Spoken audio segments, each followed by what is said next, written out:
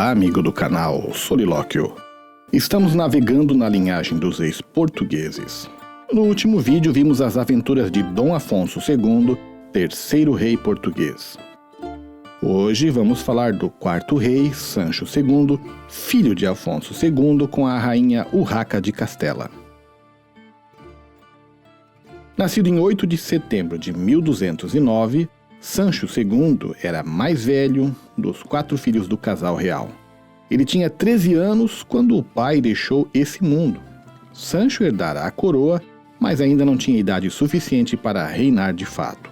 No entanto, os primeiros atos do seu reinado foram na direção da conciliação com suas tias e com o bispo de Braga. Quanto às suas tias, que tanto se bateram com o pai, elas ganharam torres em Portugal, como o avô do rei Sancho II havia legado em testamento. Mas o reinado de Sancho II resolveu uma preocupação de seu pai Afonso II ao determinar que após a morte das infantas, tais bens reverteriam à coroa. Afonso II temia que as infantas, ao se casarem com nobres de outros reinos, legassem castelos portugueses a pessoas de fora da nação, criando enclaves estrangeiros em pleno solo português. Sancho II resolveu essa situação. Além disso, Estevão Soares da Silva, o arcebispo de Braga, recebeu 6.000 maravedis de indenização pelos danos causados pelo rei Afonso II. Caso ainda não tenha visto, veja o vídeo sobre Dom Afonso II para entender melhor essas discórdias reparadas por Sancho II. Mas Sancho II arrumaria suas próprias encrencas. Numa delas, o rei se voltou para o Porto, um burgo episcopal que não tinha o rei como seu senhor, mas sim a igreja. Com as intromissões do rei no Porto, o bispo o acusa perante o Papa Gregório IX de intervenção abusiva. A Reconquista, marca dos primeiros reis portugueses, foi retomada por Sancho II com auxílio de ordens militares. Tanto é que em 1229, Sancho II conquista Elvas. 2 anos depois, o rei faz com Fernando III de Leão e Castela o Tratado de Sabugal. A relação do rei com a igreja continuou estremecida, mas o Papa Gregório proibiu qualquer eclesiástico de excomungar o rei. Quer saber o motivo?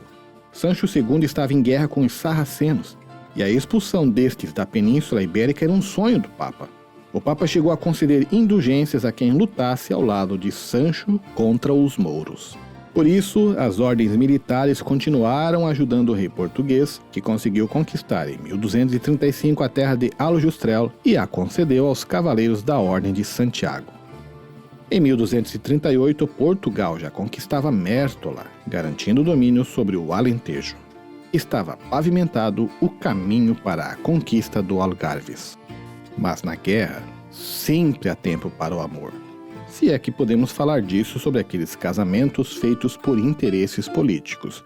No caso de Sancho II, parece que o amor prevaleceu mesmo. Bom, o fato é que o rei se casaria em 1239 com Messia Lopes de Haro, um casamento que lhe traria problemas futuros. Mas no momento, Sancho II desfrutaria o sabor das suas vitórias na Reconquista, pois estava retomando o controle sobre o Algarves, que seu avô Sancho I havia conquistado e perdido de novo para o califado marroquino. Em 1940, Ayamonte, Alvor, Cacela e depois, em 1241, Paderne, todas elas caem perante o rei português e as ordens militares que o apoiavam. Mas em vez de saborear em paz as suas vitórias na guerra, Sancho II decidiu que ia voltar a amolar a vida dos principais sacerdotes do reino, atacando os bispos de Coimbra, Braga e Porto. Esse tiro atingiu seu pé, já que os bispos afetados conseguiram do Papa Inocêncio IV a deposição do rei.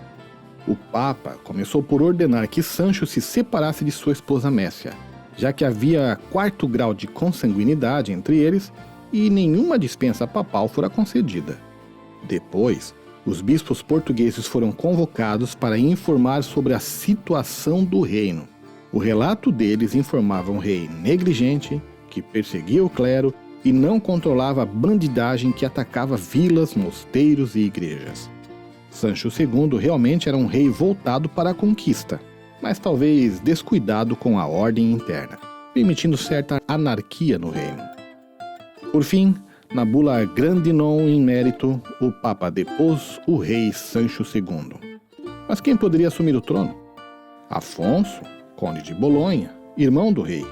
Este fora indicado para reinar, mas é claro que essas situações não poderiam deixar de lançar Portugal numa guerra civil, dividindo os portugueses entre os leais a Sancho II e os leais ao indicado do Papa. Coimbra continuou sendo um ponto de apoio ao rei, mas as regiões do centro e sul já estavam dando suporte ao seu irmão Afonso de Bolonha. A situação chegou ao ponto de sua rainha ser raptada de Coimbra e levada por Raimundo Viegas de Portocarrero ao castelo de Ourém. A guerra civil faria o rei português pedir ajuda de Castela, que veio conquistando o que via pela frente até chegar a Leiria. Lá, o português Afonso III, ou Afonso de Bolonha, seria derrotado, mas as pressões da igreja fizeram-se sentir sobre Castela. Castela abandonou a empreitada e Sancho II não viu alternativa senão exilar-se no reino vizinho. No começo de 1248, Sancho II morria em Toledo, abrindo espaço para o regente Afonso III tornar-se rei inconteste de Portugal. Chegava o fim do reinado de Sancho II, um homem que se esforçou pelo alargamento do território português, um grande guerreiro, mas um administrador aparentemente irrepreensível.